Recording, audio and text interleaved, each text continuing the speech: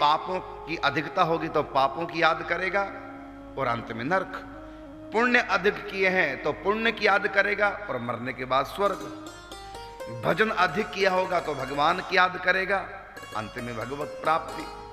और यदि परिवार में ही रचा पचा रहा होगा जीवन भर तो अपने घर परिवार की चिंता करेगा और फिर वापस फिर यही 84 के चक्कर में संसार में फिर लौट कर आना है।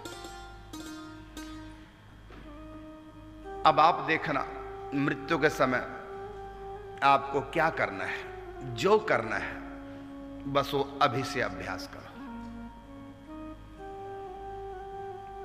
राजा परीक्षित के ऊपर संत कृपा हो चुकी थी, इसलिए संतों ने उनके मन का ठिकाना प्रभु की कथा प्रदान कर दिया।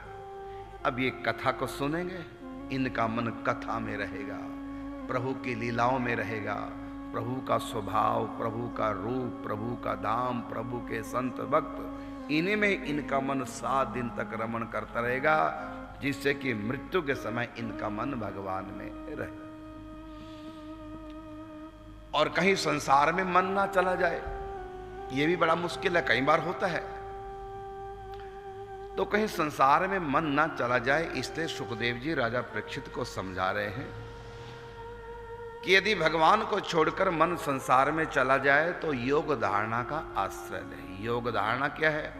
योग धारणा यही है, ये संसार जिन तत्वों का मिश्रण रूप बना है, ये संसार जिन तत्वों से बना है वो तत्व हैं मिट्टी, जल, अग्नि, वायु, आकाश, पंच तन मात्रा, पंच इंद्रियां, कर्मेंद्रियां, मन, बुद्धि, चित्त, अहम, काल,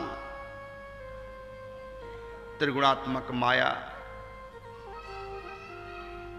तो जिन सूक्ष्म तत्वों से मिलकर के सृष्टि की रचना हुई है वो सूक्ष्म तत्व भगवान ही बने।